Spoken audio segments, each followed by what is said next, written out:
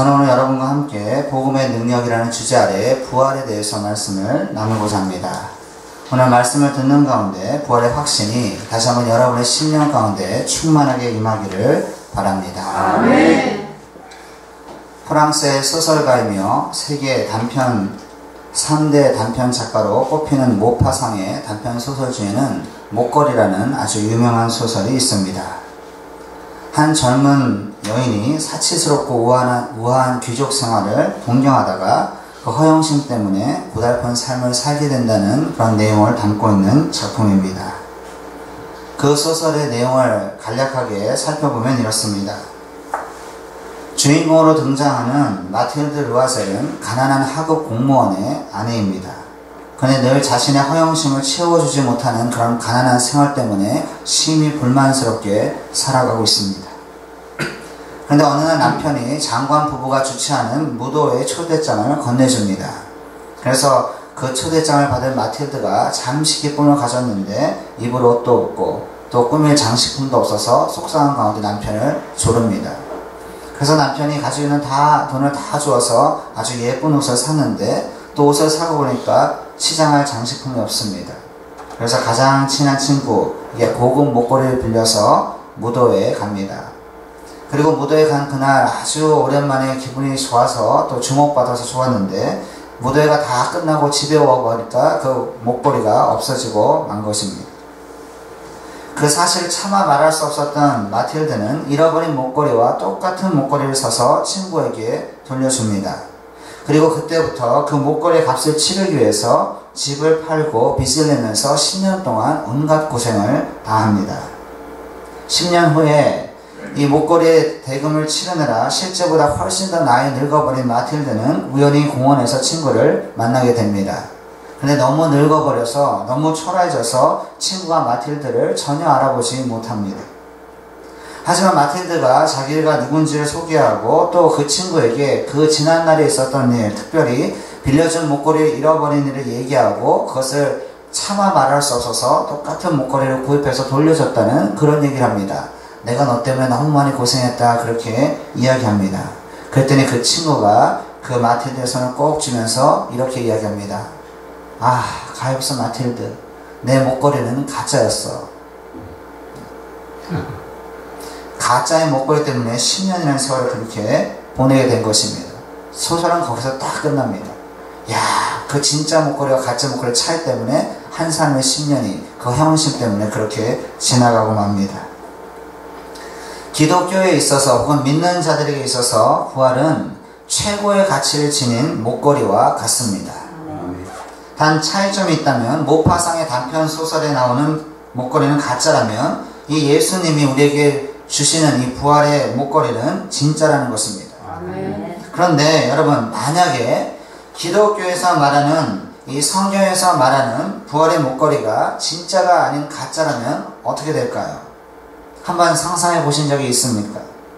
부활의 사건이 실제적으로 일어난 일이 아니라 만약 누군가에 의해서 의도되었거나 꾸며졌거나 상상으로 지어진 이야기라면 과연 어떠한 일이 발생하게 될까요?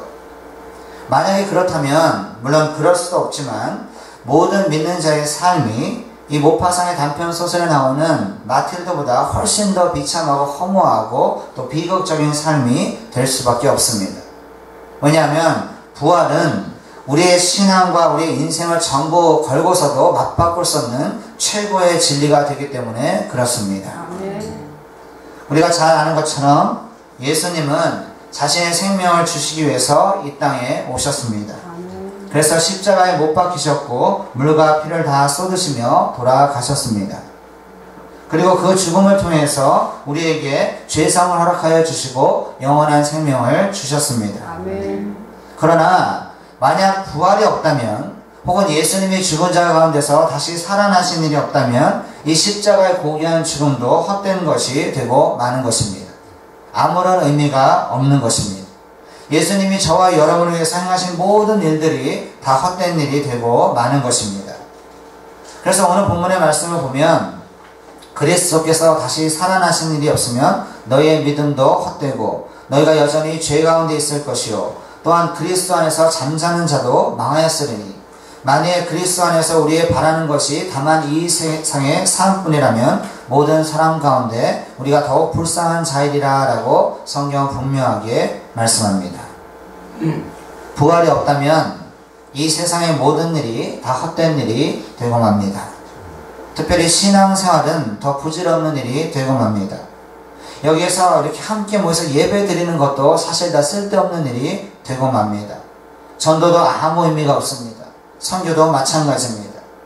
우리에게 주어진 이 생이 전부라면, 그리고 죽음 뒤에 부활이 없다면 사실 믿음을 가질 필요도 없고 신앙생활을 할 필요도 없는 것입니다. 지금 우리가 살고 있는 이 인생이 전부라면 사도 바울이 말하는 것처럼 우리는 모든 사람 가운데 가장 불쌍한 사람이 되는 것입니다. 그리고 만약 부활이 없다면 여기 있는 사람들 중에 목사인 제가 가장 불쌍한 사람이 되는 것입니다. 이 생이 전부라면 한번 살다가 죽는 것이 모든 것을 끝낸다면 뭐러 잠을 설치면서 새벽에 일어나서 새벽 기도 인도하고 또 말씀 준비하느라 일주일 동안 고생하고 주말에 쉬지도 못하고 교회 때문에 긍긍전전합니까? 그럴 필요가 없습니다. 전혀 그럴 이유가 없는 것입니다. 이 생이 전부라면 죄의 정욕대로 살아가도 아무런 문제가 없습니다. 오히려 오락과 쾌락을 추구하며 남은 생애를 마음껏 사는 것이 더 현명한 삶이 될 수도 있습니다. 왜냐하면 죽고 나면 아무것도 없기 때문에 그렇습니다. 쉽게 말하면 이 생이 전부라 사는 것 굉장히 간단해집니다. 그래서 돈 많이 벌어서 내가 하고 싶은 대로 마음껏 살다가 죽으면 그만인 것입니다. 기회가 있을 때마다 때가 될 때마다 여행 다니고 관광 다니고 크루즈 타고 먹고 싶은 거 먹고 그렇게 인생을 그냥 즐기며 살면 됩니다. 그 다음에 인생의 의미에 대해서도 조금 더 복잡하게 생각할 필요가 없는 것입니다. 하지만 부활이 있기 때문에 모든 것이 달라지게 되는 것입니다. 아멘. 예수님이 죽은 자 가운데서 살아나셨기 때문에, 즉 부활하셨기 때문에 모든 기준이 달라집니다. 아멘. 보는 관점이 달라집니다. 아멘. 삶의 가치관이 달라집니다. 아멘. 예수님이 부활하셨기 때문에 이 땅이 아닌 영원한 천국에 소망을 두게 되고 우리 몸의 부활을 기대하게 되는 것입니다. 아멘. 왜냐하면 예수님의 부활은 죄와 죽음에 대한 완벽한 승리를 의미하고 영원한 생명과 믿는 자의 몸의 부활을 확증하기 때문에 그렇습니다. 예수님께서 죽은 자 가운데서 부활하셨기 때문에 저와 여러분이 죄의 세력과 죽음의 권세를 넉넉하게 이기게 되는 것입니다. 아멘. 뿐만 아니라 예수님이 부활하셨기 때문에 예수 그리스도 안에서 잠든 모든 자들이 장차 부활의 영광을 맛보게 되는 것입니다. 아멘. 예수님이 부활하셨기 때문에 우리의 믿음이 참된 믿음이 되고 주님과 함께 영원한 생명을 누리게 되는 것입니다. 아멘. 그렇기 때문에 예수 그리스도의 부활의 사건은 믿는 자에게 있어서는 가장 중요한 사건이 되는 것입니다. 아멘. 자, 그렇다면 조금 더 깊이 들어가서 어떻게 하면 우리가 이 주님의 부활을 확신할 수 있습니까?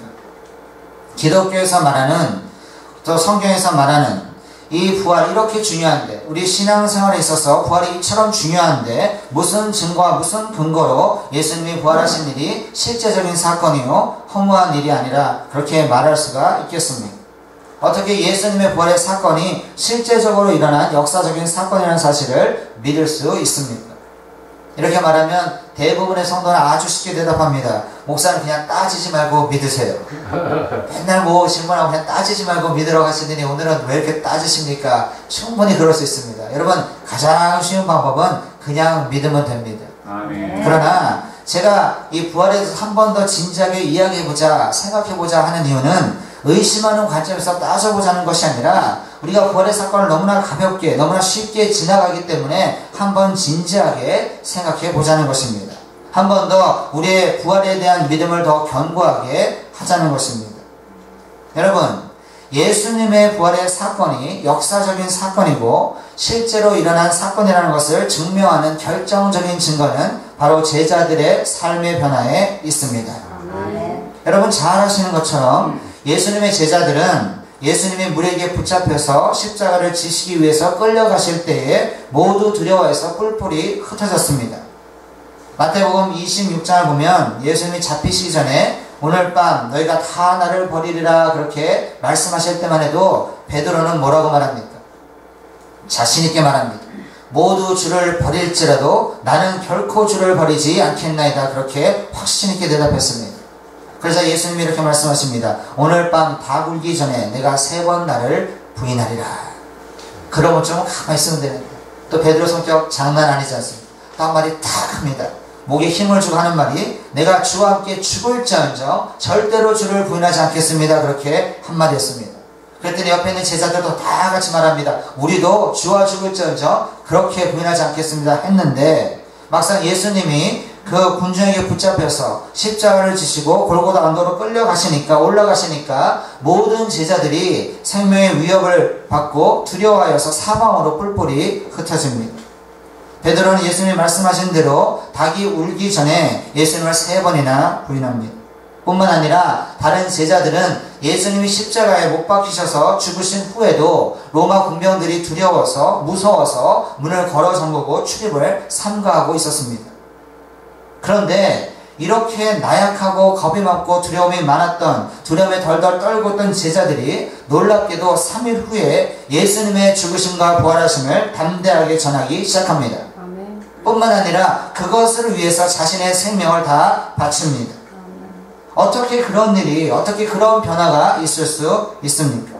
그것은 그들이 부활하신 주님을 직접 만났기 때문입니다. 아멘. 그리고 그 중에는 의심 많은 도마도 있었습니다. 아멘. 도마가 예수님의 부활에 대해서 뭐라고 얘기합니까? 제자들이 부활하신 주님을 만났다 그랬더니 의심 많은 도마가 그 자리에서 얘기합니다. 내가 그의 손의 못자국을 보며 내 손가락을 그 못자국에 넣으며 내 손을 그 옆구리에 넣어보지 않고는 믿지 않겠다 그렇게 말했습니다. 그래서 이 부활하신 주님을 만났다는 예수님의 제자의 말 하나도 받아들이지 않습니다. 그런데 실제적으로 부활하신 예수님을 만난 도마가 그 다음엔 뭐라고 고백합니까? 주는 나의 하나님이시오 나의 주님이십니다 라고 담대하게 고백합니다. 아멘.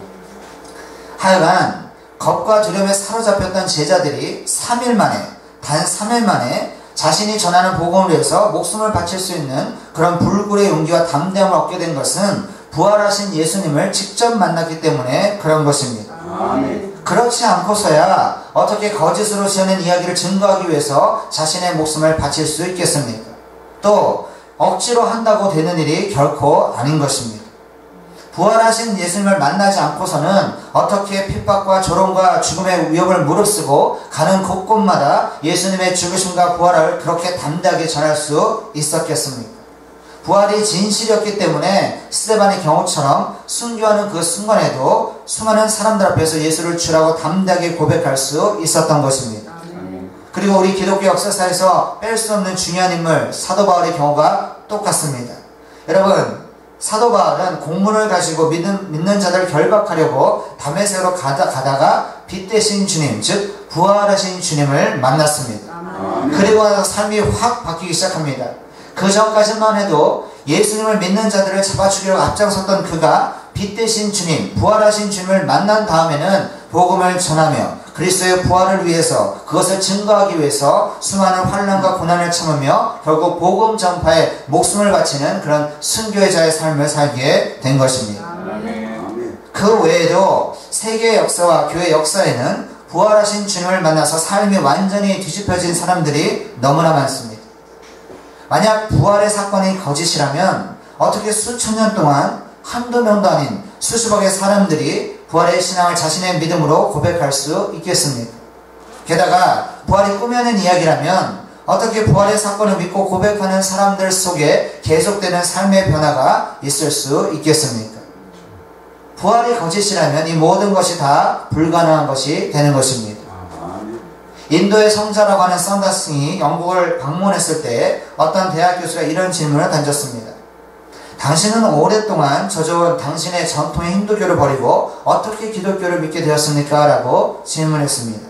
질문의 요지는 무엇이냐? 힌두교와 기독교의 차이가 도대체 무엇이기에 그렇게 개종했습니까? 라고 질문한 것입니다. 이때 썬다싱이 하는 말이 이렇습니다. 부활하신 예수님을 만났기 때문입니다. 아멘. 부활하신 예수님을 만났기 때문에 그 모든 전통, 자기가 믿고 있던 몸담았던 종교를 버리고 기독교로 개종할 수 있었다. 그렇게 말한 것입니다. 이처럼 수많은 사람들이 부활하신 예수님을 경험하고 그 인생이 놀랍게 변화되는 체험을 지금도 계속해서 하고 있는 것입니다. 아멘. 예수님의 부활의 사건은 예수님이 하나님의 아들이시라는 사실과 우리의 구주가 되시는 사건을 증명하는 사건입니다. 그래서 로마서 1장을 보면 성결의 영어로는 죽은 자들 가운데 부활하사 능력으로 하나님의 아들로 선포되셨으니 곧 우리 주 예수 그리스도라라고 말씀합니다. 또 로마서 4장을 보면 예수는 우리가 범죄한 것 때문에 내줌이 되고 또한 우리를 의롭다 하시기 위해서 살아나셨느니라 라고 말씀하십니다. 그렇습니다. 예수님이 부활하셨기 때문에 저와 여러분의 완전한 의로움이 되어 주셨습니다. 또한 우리를 의롭다고 선포하여 주셨습니다. 그렇기 때문에 더 이상 우리를 정죄할 자가 없는 것입니다.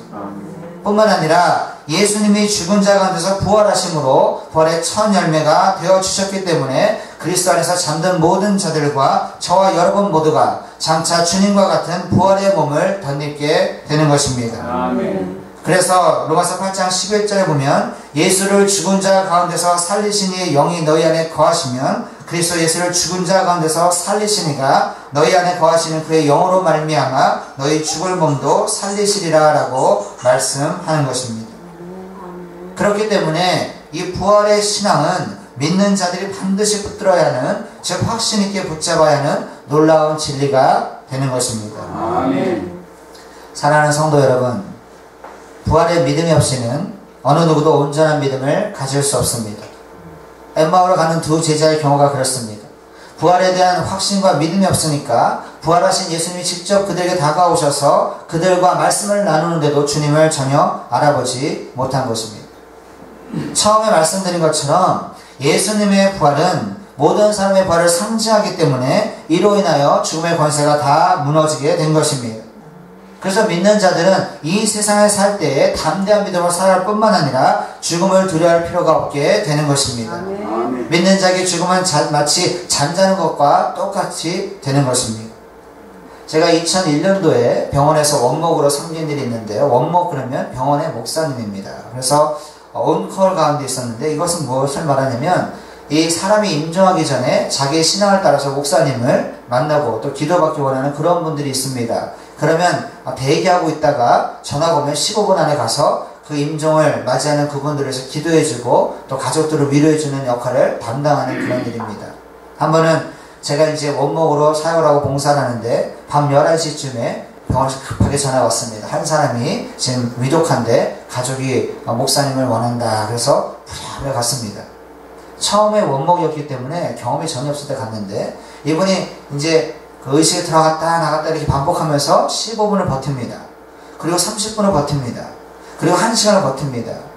그 정도 되면 원래 원목이라도 한 15분 30분 지나서 아무 문제 없으면 돌아가도 되는데 아무도 저한테 그렇게 말해준 사람이 없기 때문에 저는 끝까지 있었습니다. 그렇게 해야 되는 줄 알고 밤 11시부터 새벽 6시까지 그 가족과 꼴박 샜습니다. 하루를 샜는데 밤을 샜는데 그러면서 찬송 불러주고 요한계시록 말씀 읽어주고 가족과 이야기하면서 하여간 그 밤을 꼬박 새고 나니까 얼마나 피곤한지 아침에 제가 죽겠더라고요. 근데 다 그 시간이 지나가는데 왜 제 마음에 탁 드는 게 뭐냐면 야, 한 영혼이 이렇게 귀하구나. 그 마지막 순간을 주님의 임재 가운데 이렇게 붙들는 역할이 이렇게 귀하구나 라는 그 마음에 큰 감동을 받았습니다. 그리고 이제 그런 시간을 보내다 보니까 처음으로 본 사람이지만 한번 얘기도 해보지 않은 사람이지만 이 사람에 대한 마음의 긍휼, 이 영원한 사랑하는 마음이 막 부리뜨려서 너무 궁금해서 견딜 수가 없습니다. 그래서 2, 3일 뒤에도 병원 갈 일이 있어서 그분이 잘인지 봤더니 의식이 돌아왔습니다. 좌니라는 흑인 친구인데요. 의식이 돌아와서 제가 이제 너무 반가워서 이제 찾아갔습니다. 좌! 그랬더니 반갑다고. 내가 한 이틀 전에 아주 생명을 위독할 때 이 방에 왔었다 그랬더니 이분이 그래요. 나도 기억한다 그래요. 제가 깜짝 놀라서 어떻게 나를 기억하냐 그랬더니 자기가 의식이 오락가락했지만 목소리 들었고 그다음 몇 명이었는지는 기억한다는 겁니다. 그래서 제가 임종하기 전에 정말 말 조심해야겠구나. 다시 한번 느꼈는데요. 오락가락한 것 같은데 항상 기억한다는 거예요.